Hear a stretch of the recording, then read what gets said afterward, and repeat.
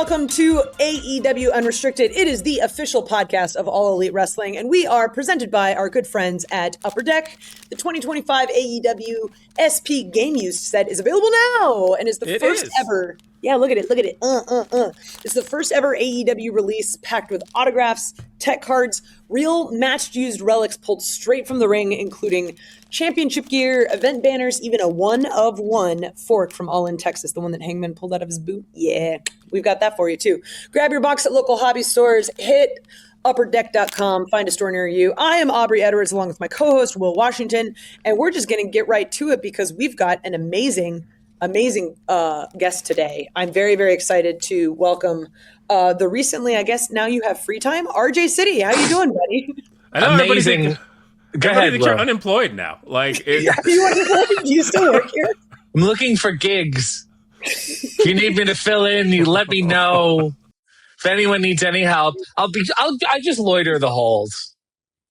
Speaking of gigs, RJ City coming very, very soon live in Chicago on Friday, December 26th at the Lincoln Lodge. You guys are sold out. You don't need to plug. It's sold out already. Hey, We're good. You know what? We're fine. Stand down. You might open the upper deck. I don't know. Yes, I don't know how that's what Kirk always tells me whenever I talk about tickets. Well, first of all, I have before we get into that, I do have questions because I do open trading cards and AEW cards on my own YouTube, and I've noticed that I've gotten so much better at opening the packs. Will, do you find the same? Are you a smooth ripper? I have a complete skill to this. Are you kidding me? Like at this point, pulling back the curtain a little bit, I sometimes like pre-look, but then I have got to a point of where I don't like rip them too much to where I can like put them back together and it looks like a solidly closed pack.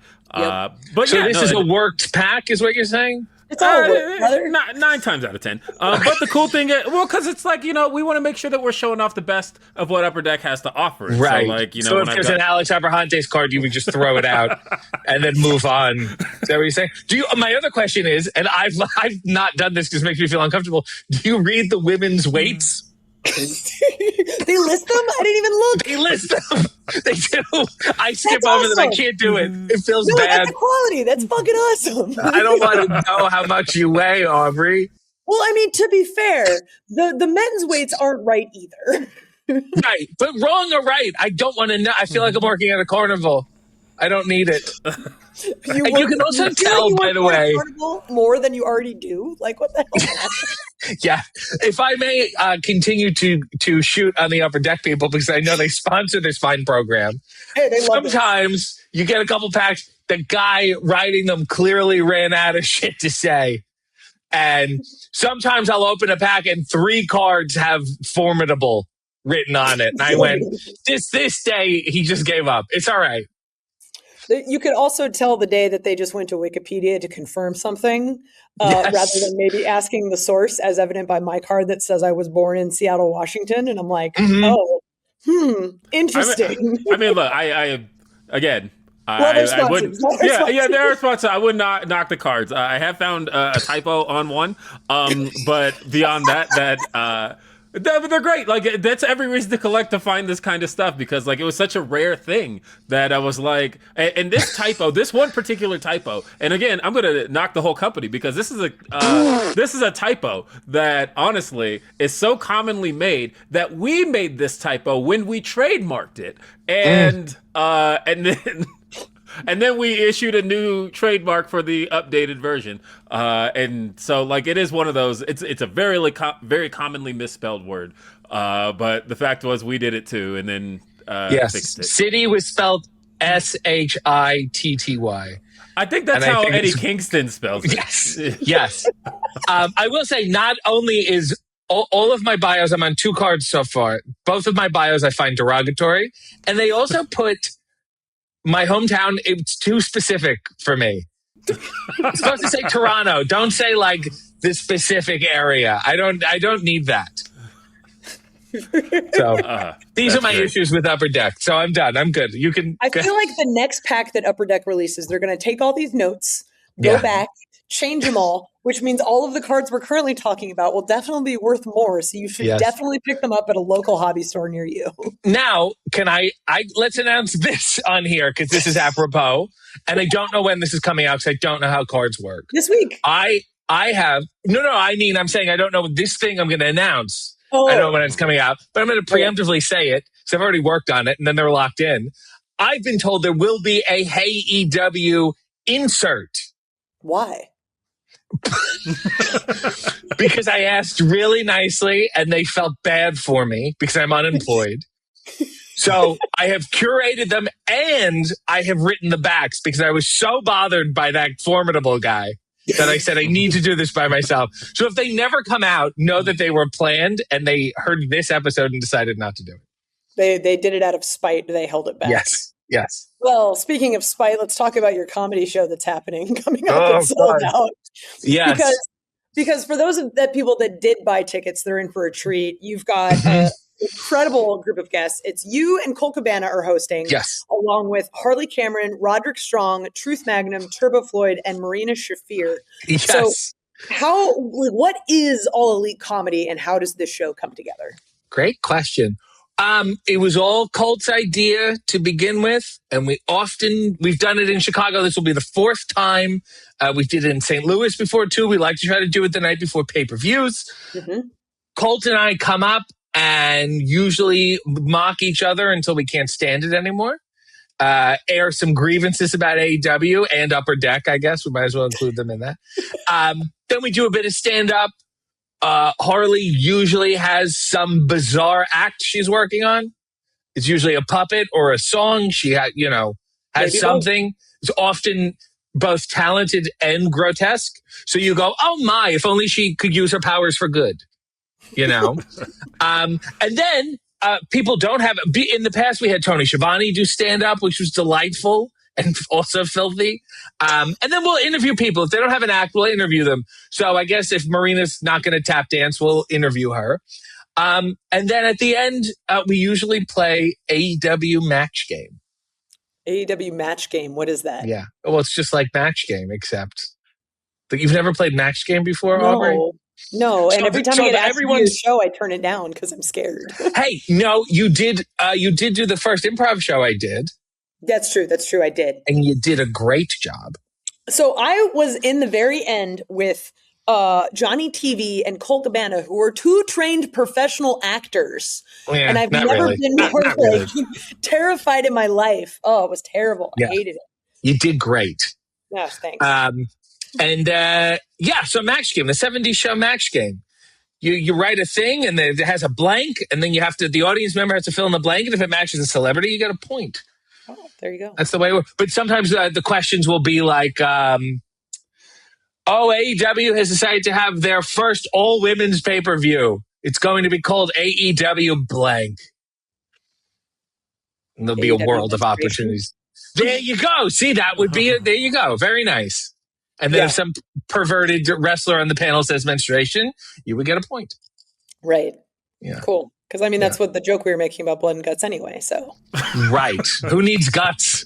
I want to talk about this lineup, okay? Because how, there's a couple that make sense, right? But then I do have to ask, how, when putting this together, do you come up with the lineup that is the Outrunners, Harley Cameron, Roddy Strong, Marina Shafir? Like, what exactly made you look at this and go, okay, this is what's going to be the best possible lineup for Chicago this year? Right.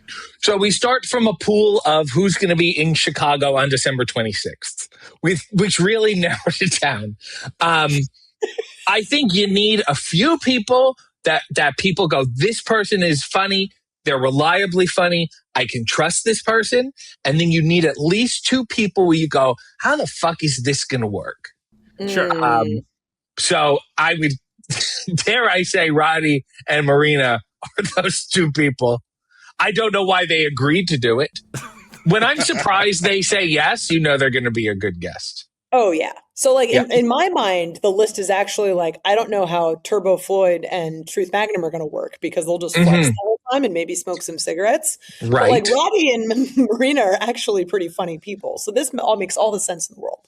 They're But people don't necessarily fascinating. know that. So like that's the thing that I think makes it appealing is that you would look at this and go, Marina Shafir, how the hell is this going to work? And then all of a Yes. sudden, you either get the side of Marina that not a whole lot of people know, or you get the side that everybody does know, and it makes it even funnier. So like there's Right. there's various ways you can do that. Yes, maybe she'll do. Her one talent is smoking a joint while doing neck exercises. I've seen her do it. Yes, it's an obscenely popular video on Twitter. That was a new fetish unlocked for a lot of people. Well, speaking of fetishes, we got to go to break. We got more to talk about with RJ City coming up on AEW Unrestricted. But first, we got to get a word in from our sponsors. Stay tuned here with Will and Aubrey. AEW Unrestricted. It's Will Washington. It's Aubrey Edwards, and we're here with our guest, RJ City. Yay. RJ, we still have plenty to ask you here because it's a I rare have the time.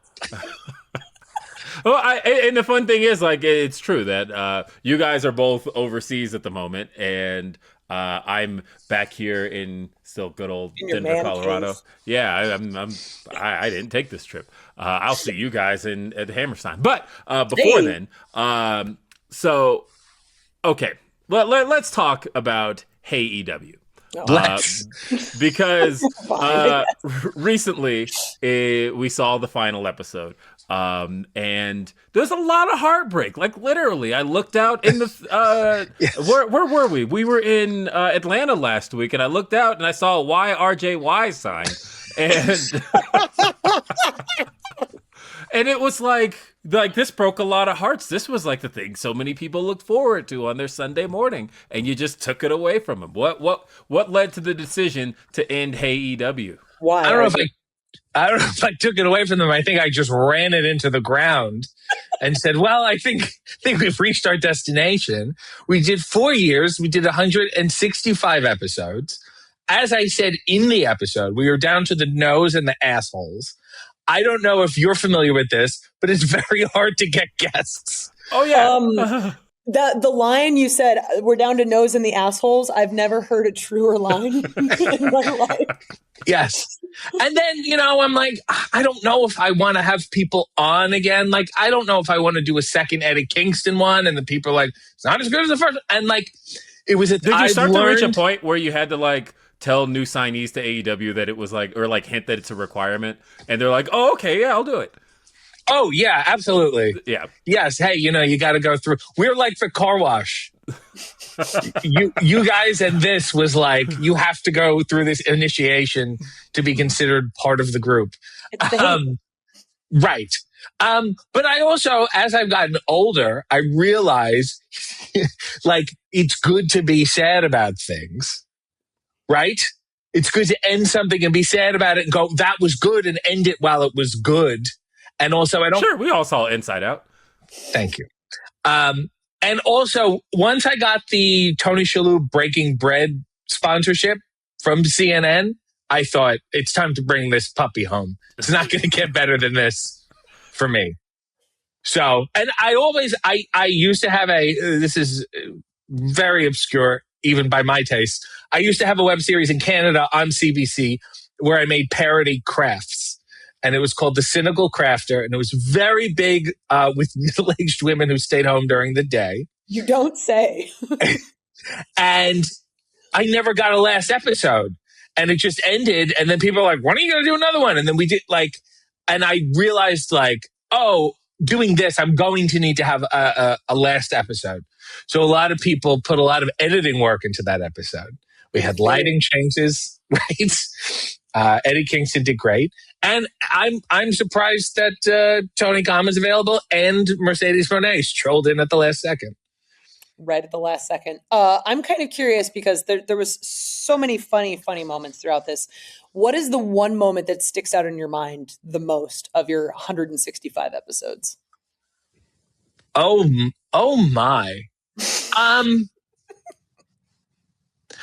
I mean, I think to me, the fact that, and we only found out about it months later, Arn Anderson thought it was going to be a real interview. No one, I think we had only done 10 episodes so far. No one had prepared him. Good, willing company guy. Hey, we need you to do an interview. No problem. Doesn't ask any questions. And that is like, some of them feel like a blind date. And it's two people figuring each other out in real time. I'm armed with these things. He has no idea. And then we meet in the middle. And he said, when we wrapped, he was like, I thought this was going to be CNN or some shit. And I felt so bad. I felt bad, but I felt good at the end. That one always sticks in my head. The other one where I'm like, the only time I feel like it was going to be good while I was doing it is when the Rock and Roll Express were on. Oh, yeah. Of course. Yeah. That was so far beyond what I had expected at all. Did you have any that where you had expectations? Well, I mean, yes. The beauty of it is that even with a show like AEW, even when it didn't work out the way you like anticipated, sometimes that made it like 10 times better in the end. Yes.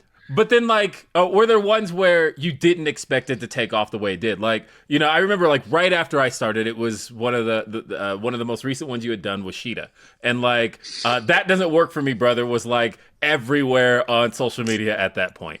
Was that one where you anticipated that one like being as fondly looked at as it was? No, that was one that I was very careful about. The one thing I'm proud of is like how many people we had on the show where English is not their first language, or some people who just straight up don't speak English at all, and we figured out ways around it. I will also say I always try to be very careful with people like that because I talk very fast, I say very weird things, and I don't want stuff to be lost. I want them to meet me on the same level. And then Sheeta just blew me away.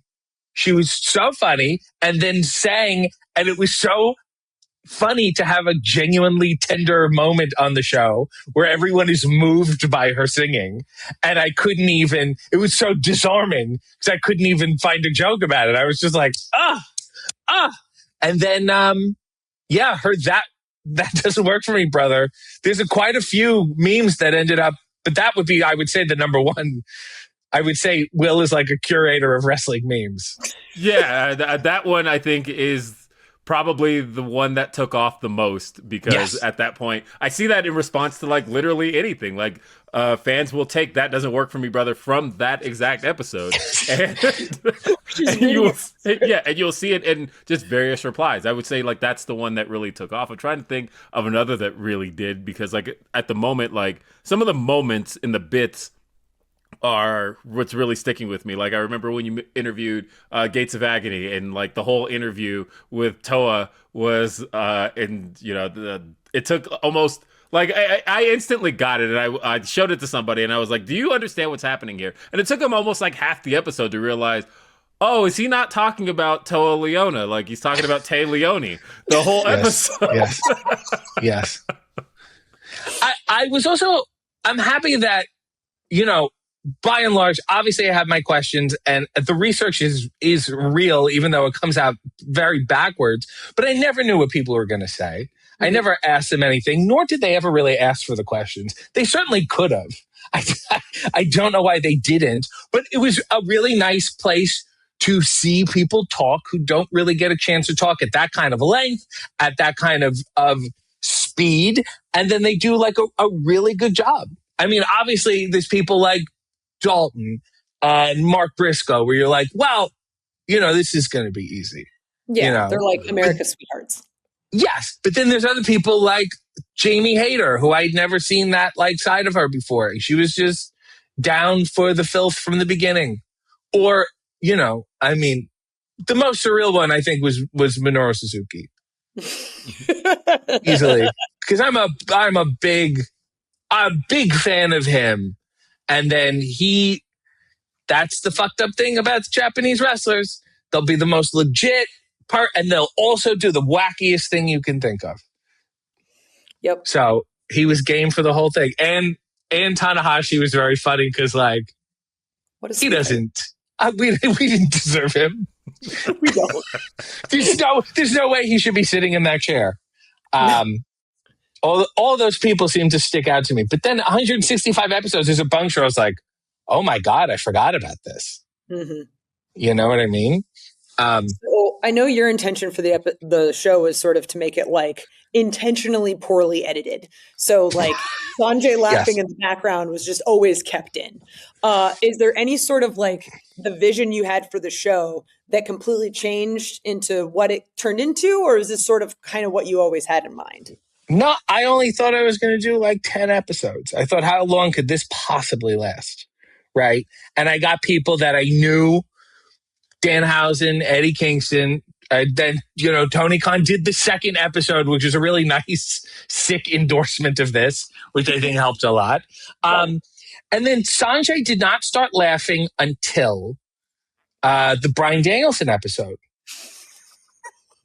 when I asked him if he had ever fucked a vegetable before. Which I think the answer was long story, short story, no. Long story. We don't have the time. And I remember getting mad. I did not like laughing. It ruined it threw me off. I like to have this weird moment. I enjoy this silence. I enjoy watching someone like Brian process something. And then I would often put Sanjay's seat further and further behind the camera. The guy likes to laugh, so I had to remedy that situation somewhat. Did you ever have the only time he laughs in a day? Probably. That was a good release for him, I think. Yes. Did you ever have any of those moments where you could tell like a talent was almost dreading doing it, and yet you could, and you almost feel like you can get more material out of that, because it's almost like they're going to come into this, they're probably going to attempt to bury the whole thing, and in doing that, we're going to get better material. Yeah. Taz, Hurt Syndicate. That was the one I was going to ask about. Yeah. I will also say, I don't know what was told to them when they did it, but you tell people, oh, it's a comedy interview, this guy's an idiot, and they're probably like, oh, well, whatever, this guy's just going to stand on his head. Once people realize that the research is real, I think I don't know if they loosen up a bit, but they realize this is like, they invest in it a little more. Like, I'm not just here to make jokes about suits. Well, like I said, that sometimes makes for better material, because they're coming into it in a way where like you almost don't want them in on the bit. You want them to almost resist the bit, and that makes it better for the viewer, because then it's like, okay, here's this idiot RJ City, and here's this like very serious act, and here he is almost trying to crack this very serious act, and they're not cracking, and it's even better because of it.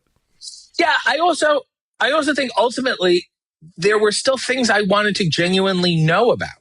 So there's still an opportunity. I do want to know why MVP listens to Steely Dan. I think that is a very valid question that deserved an explanation.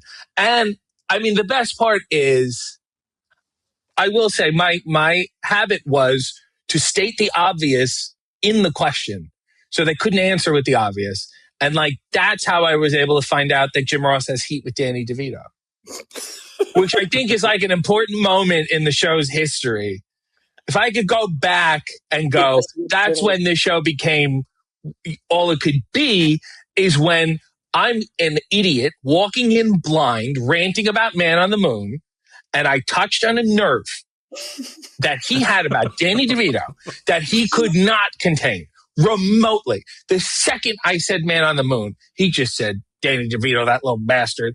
And the air in the room changed. And I felt that. Like, the chemistry was now different. And this man was out to get Danny DeVito. And like, that is fantastic. I also want to say, by the way, it's time I come clean and take responsibility for the Bow Wow fiasco. That was your fault? Because Swerve called him out on Hey. Right? Yeah. I remember that. Clipped it, and they tagged him, and I guess Bow Wow was just lying in bed Sunday morning, scrolling Twitter, and he answered, and then it blew up into this whole thing. I mean, almost blew up into this whole thing, and then immediately fizzled when he posted a low-quality promo from his phone. which is a shame. But no, I want to take responsibility. That's when I forget about. Like, oh, that turned into a thing. Yeah, this has been such a really great interview. We got to take one more break here on AEW Unrestricted, but we've got more with RJ City when this continues.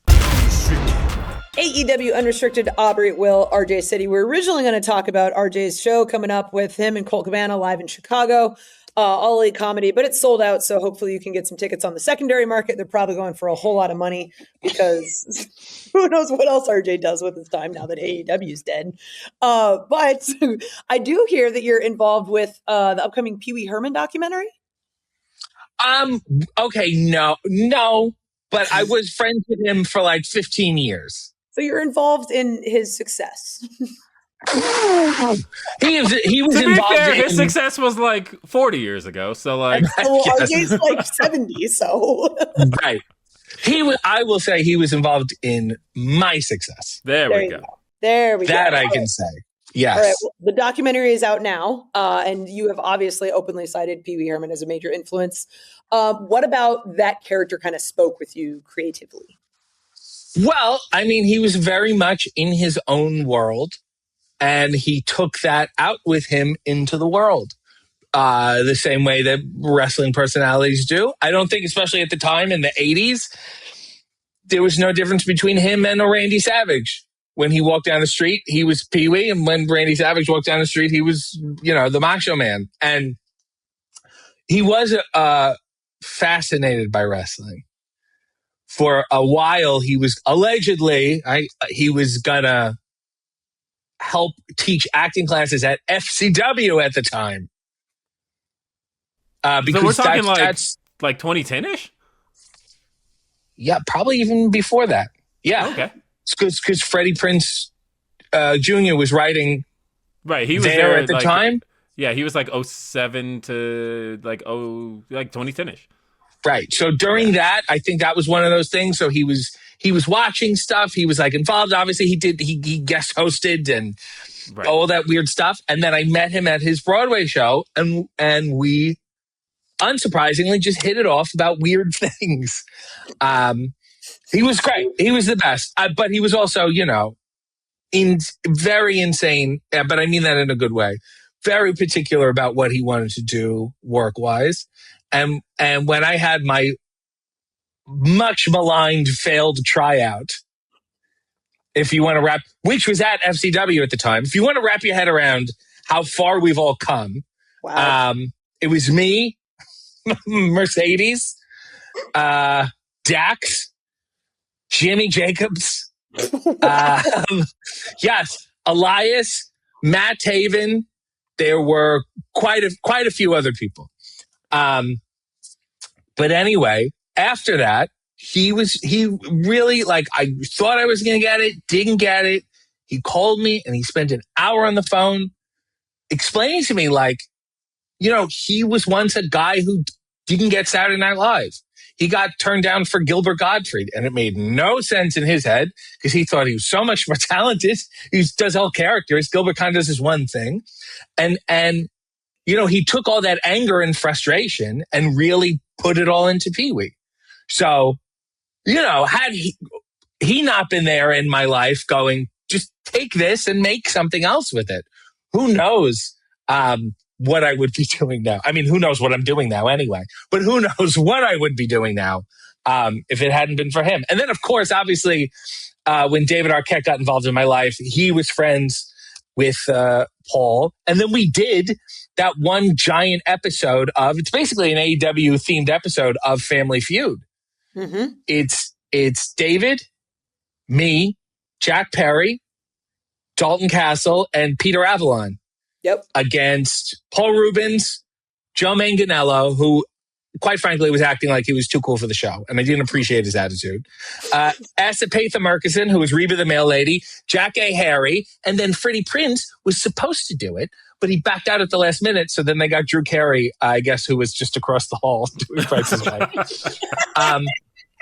But I wasn't even in AEW at the time. And I remember them being cool about posting and being nice. And I was like, well, that's a nice thing, not having any idea that I would be working here.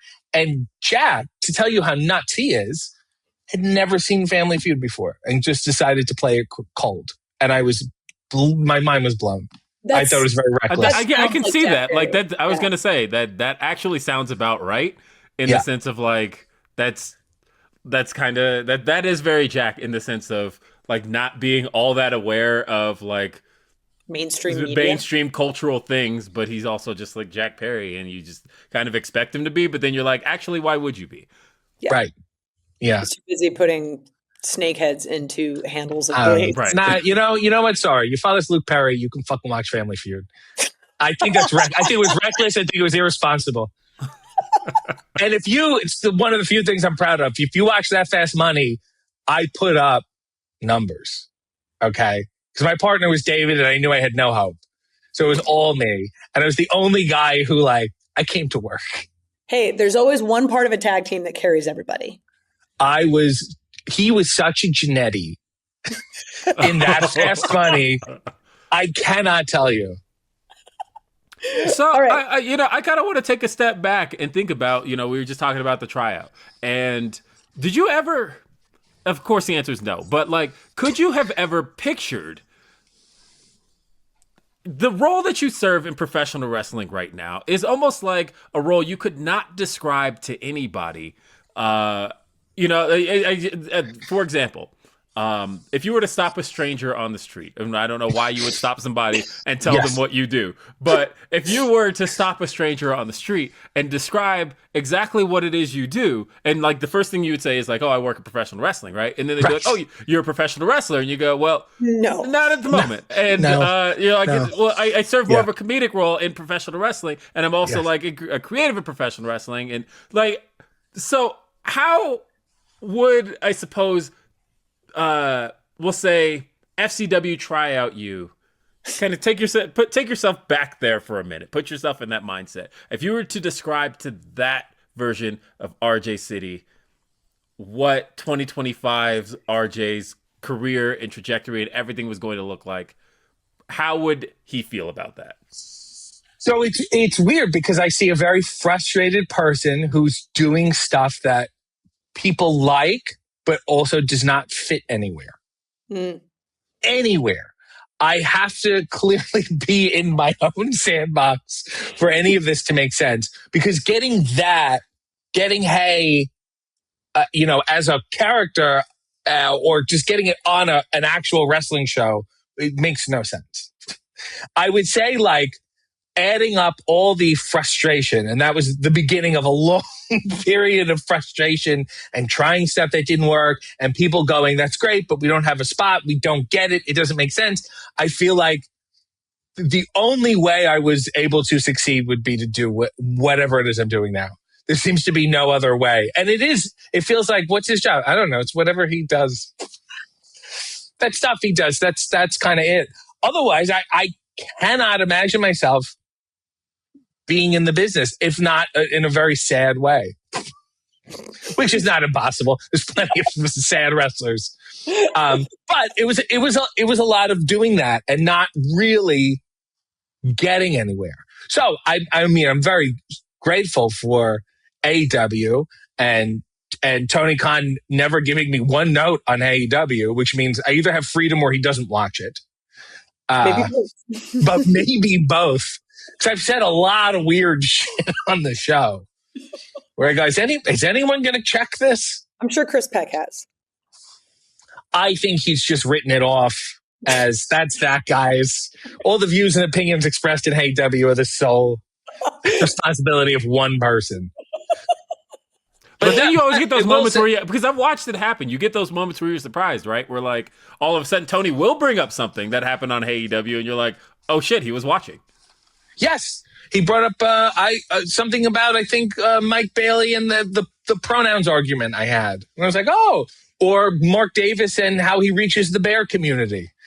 But I will say, and there's a lot more truth in the final episode that I know everything's wrapped in a joke, but he did say to me, the reason you do not have a graphic is so I don't have to be liable for the things that happen to you on AEW.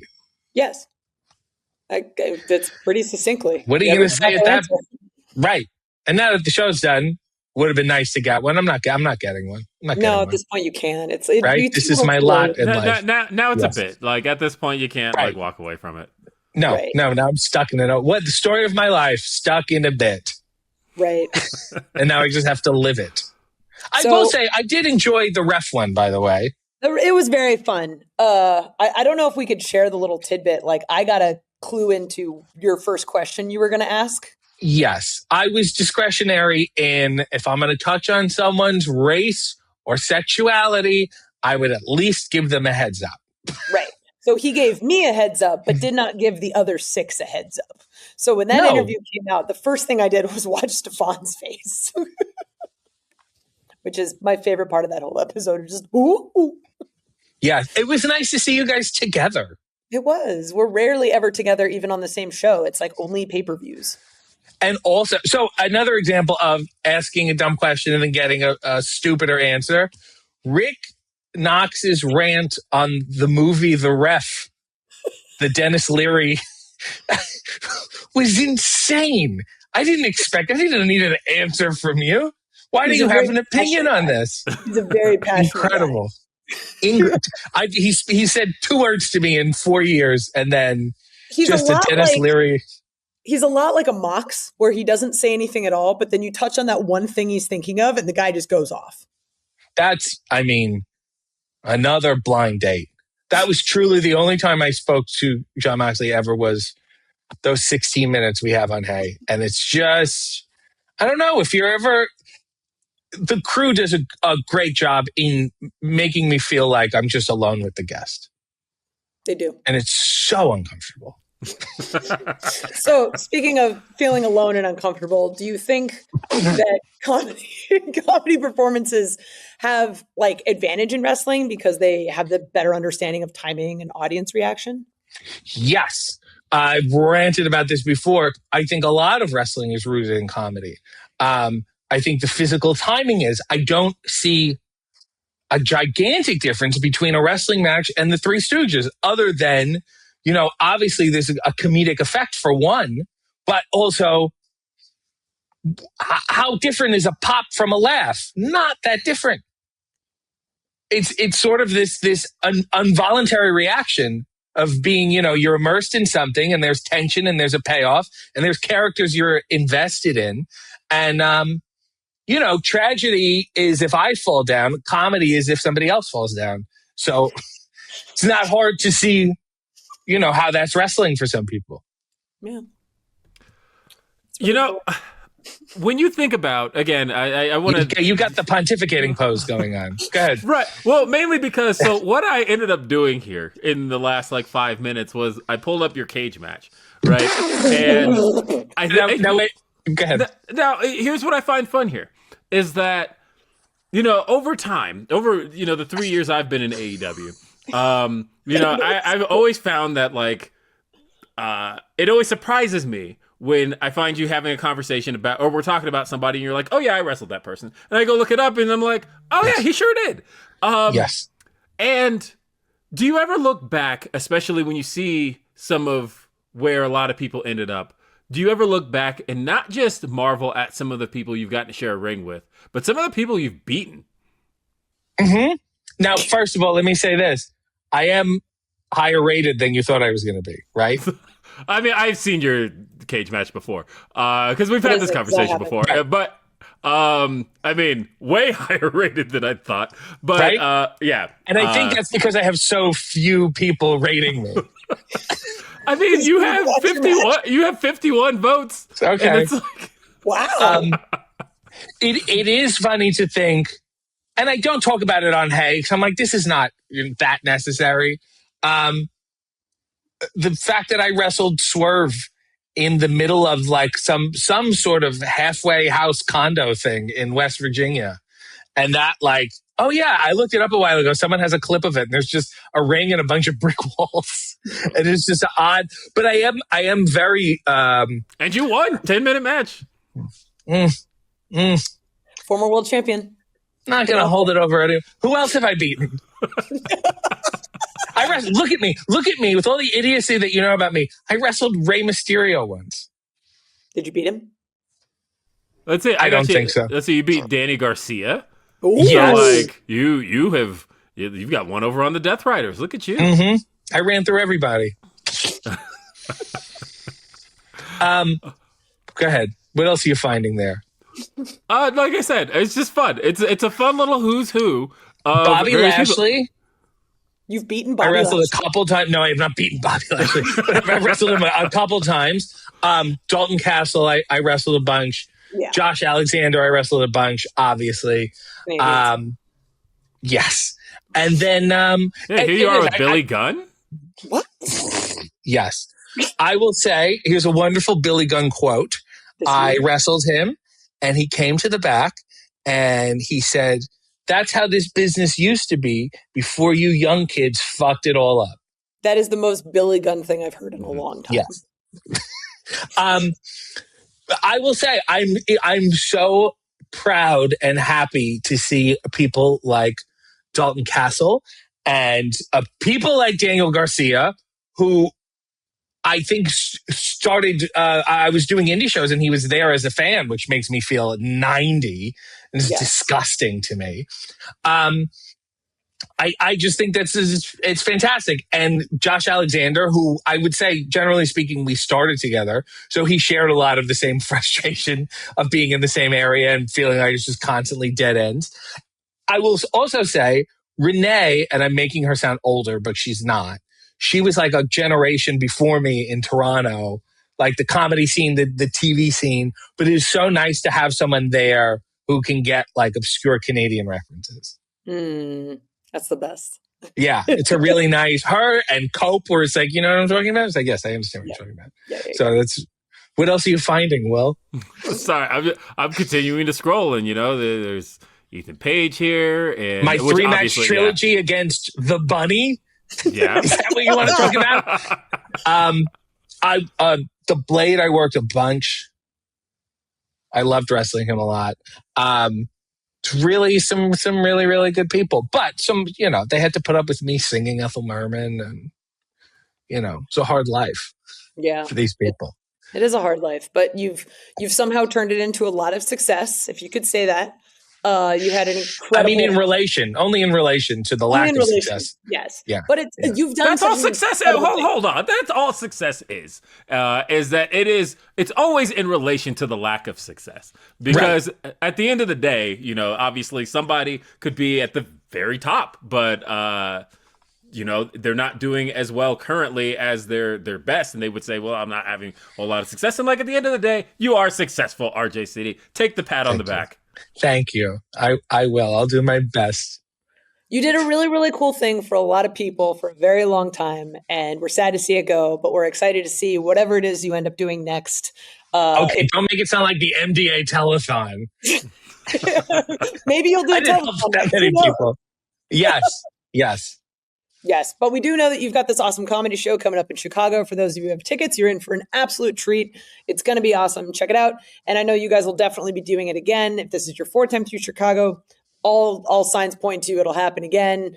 Every time you guys do it, I always hear incredible things. I see clips, and I'm just like, I regret saying no to the request, and then the request comes, and then I'm like, no, I can't do it. I can't do it. And it's just, I'm looking forward to this cycle over and over and over again. It's a long way to go to say that you're busy.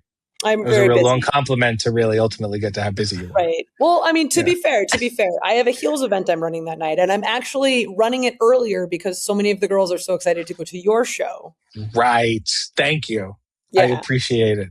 So I'm the earliest show. You're the main event. So there you go. Well, we have to balance it out somehow. You're doing a good thing. I'm doing, debauched humor. Yeah. And ideally, maybe Marina will juggle with her feet or something. She probably will. I am excited to see it no matter what. RJ City, thank you for being here. You can follow him on Instagram at RJ City. And again, if you can somehow get your hands on some tickets, you definitely want to be there in Chicago at the Lincoln Lodge. That is Friday, December 26th. Otherwise, folks, AEW Unrestricted is sponsored in part by Upper Deck. The 2025 AEW SP Game Used set is now available. It is the first ever AEW released packed with autographs and tech cards and real match-used relics pulled straight from the ring, including championship gear, event banners, and even a one-of-one fork from All in Texas. Grab your box at local But it's hobby from shops. the catering, though, so... Well, that's where Hangman stole it from, because it's been in a food now. It's special. Sorry, Will, finish the plug. I'm sorry. Yeah, of course. Grab your box at local hobby shops and hit upperdeck.com to find a store near you. You can listen to and follow this podcast, AEW Unrestricted, at Apple Podcasts, Spotify, or wherever you get your podcasts, and check out video episodes on our YouTube channel so you can see all these beautiful faces here. This is at AEW Unrestricted. Hit that subscribe button so you never miss an episode. And if you're not an AEW insider, sign up today. Get early access to ticket pre-sales, special merchandise offers, and more straight to your inbox. Sign up today at AEWTix.com. And don't forget that AEW Dynamite is on TBS Wednesdays at 8 p.m. and streaming on HBO Max, and AEW Collision live every Saturday on TNT and also streaming on HBO Max. ROH streams every Thursday on Honor Club. That's Aubrey Edwards. I'm Will Washington. That was RJ City. This is AEW Unrestricted. We'll see you next time. Have a great day. Peace.